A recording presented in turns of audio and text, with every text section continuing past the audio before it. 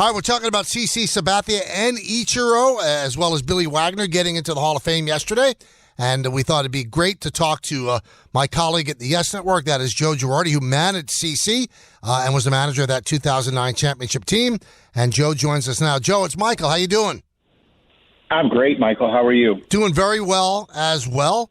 What did CC mean to that 2009 team? That was your second year managing after 2008. Then they signed him as a free agent. What did he mean, A, on the field? I think we know that. And then B, in the clubhouse. Well, he meant so much in both places. On the field, he was obviously the ace. You know, he threw 230 innings that year, 34 starts. You could rely on him. He was always matched up against the ace of the other team, and he was dominant. And you always felt like CC had everybody's back on the field. He was that kind of guy. But just as important, he was that kind of guy in the clubhouse. I think you could make an argument that CC was the greatest teammate that any of us were ever around, whether you were a player, coach, or manager, and he meant so much to the clubhouse, how he brought everybody together, and I thought that was really important. This was the guy that would get a suite on the road at a basketball game and take all his teammates, would rent a boat on the 4th of July and take all his teammates out, always doing stuff, always including everyone. But the other thing that he did on the field that probably doesn't get talked about a lot, Michael, is he changed the way that I was able to manage games. And I say that because he would usually go deep into games and because there wasn't a left-hander that I was going to bring in over him to face a left-hander, I could manage really aggressive the day, before he pitched and really aggressive the day after he pitched because all my relievers had a day off. So 3 out of the 5 days for sure, I felt like we had an advantage just because of what he did and how deep he went into games. And Joe, a CC Sabathia, that's a dying breed. I mean, we've got a Garrett Cole. Oh, yeah. There's still some pitchers like that, but the sport has almost legislated those pitchers out of the game. Michael, in 2008, he threw 253 innings. We'll never see that again. We just won't. I don't think so in our lifetime. The year before, he threw 241. There's 231 year, 237. I mean, this guy was a workhorse that took the ball. And, you could make an argument a lot of times where with him, who's had better stuff than him when he's got 90 pitches? Not too many guys in your bullpen are still going to have better stuff than him. So why are you taking him out?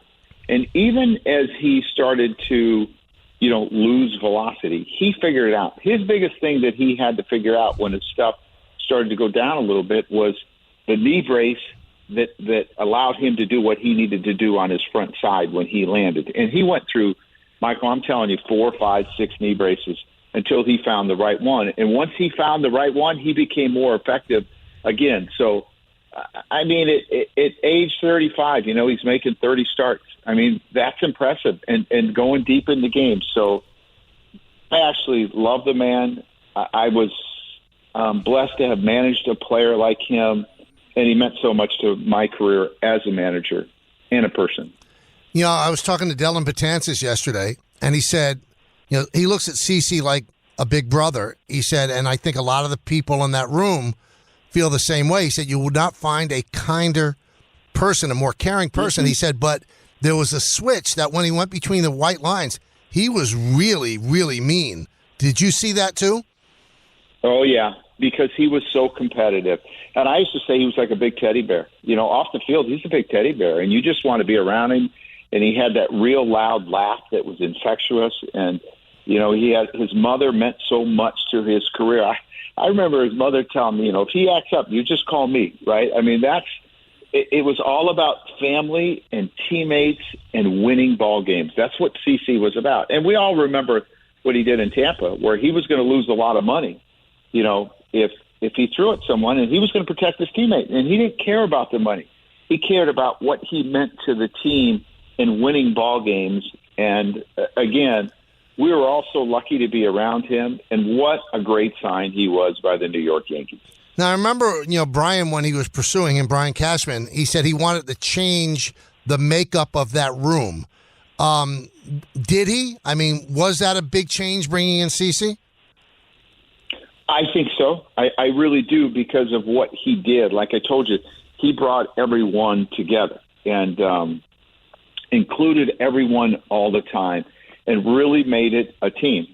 He was a leader in the clubhouse, and it was just because of who he was. He wasn't trying to be a leader. It was just his personality. And, man, I could still hear that barrel laugh, like coming from the clubhouse. And I'd be sitting in my office, and you could hear it. And there were people always laughing around him. And he never sacrificed anything, his work or anything, to win ball games. But when he wasn't doing that, he was bringing everyone together and making for a great clubhouse. How much did Andy Pettit teaching him the cutter extend his career? I think a lot. And I think that those players that are willing to make changes as, maybe you lose a little bat speed or you lose a little foot speed and don't quite have the range that you used to, or you lose a little bit on your fastball. Those guys that are willing to admit that and understand that I have to make changes, players that are really good self-evaluators last a long time, and that's why CC lasted so long. Now, you also coached when Ichiro was there, and I said this last night on the Hot Stove Show. I'm glad that he was a Yankee for 2 years, because you could watch somebody from afar and you could appreciate them, but you really gain an appreciation of what goes into making them great when you see them every day. And his work ethic and his commitment to the game. Did you feel the same way, Joe, about him? Michael, his work ethic was incredible. I mean, this was a guy that set up his own weight room in our clubhouse and brought his weights with him and did his work all the time. He's a guy that played 162 games at 38 years old, wanted to be out there every day, had 200 hits his first 10 or 11 years in the big leagues, was out there for 750 plate appearances. I mean, he was incredible, and he changed the games in a lot of ways. I mean, obviously, offensively, he was great at getting on base and stealing bases, but defensively, you did run on him, and he covered a ton of ground in the outfield. And Michael, I always felt like, you look at Ichiro and you think about a guy that got on base and got a ton of hits. Mm-hmm. But when he needed to hit a home run, son of a buck, he could do it. I mean, it was incredible. He had a ton of power, but he knew his game was getting on base and causing chaos. But I remember he hit one against Mo, and I was like, my goodness. And I remember when he first came over, I was still playing, and I was in spring training in Arizona, and people were talking about, are you going to be able to knock the bat out of this guy's hand? Man, there were a lot of people that were wrong about this guy, and he went out and won the MVP and Rookie of the Year and the Gold Glove and everything that his first year in the big league, and just kind of said, you know what, I'm here, and he stayed a long time. I mean, he played until he was 45. I mean, who does that? 44, really? Who does that? Nobody does that. But he was always in the best conditioned athlete, was always working and trying to improve his trade. It's funny, I've heard a story about that first spring training with Ichiro where Lou Piniella, was watching him and said, well, what did we bring? This guy can't hit. And he said, son, is that all you have? And Ichiro just said, I'm working through stuff. But Lou didn't see it right away because, Joe, there aren't that many players like that just put the ball in play and have such speed. And he did add a different dimension to the sport. Yeah, he did, because he put pressure on the defense. He put pressure on the pitcher when he got on base. And you knew that you were going to have a tough at-bat. And you couldn't strike him out. That was the other thing. You really had a hard time striking him out. His first year when he came over here, he struck out 53 times in 730 plate appearances. Now, guys struck out 53 times in 2 months. Right. 753 plate appearances, I mean, that's incredible what he was able to do. Never even came close to striking out 100 times, and I think the most he ever struck out in a year was 77. But he hit 351 that year. Amazing. I mean, you said 55. I mean, there's some guys that do that in a month. And they're considered contact hitters. It's unbelievable. It's unbelievable. I mean, his basketball skills were second to none.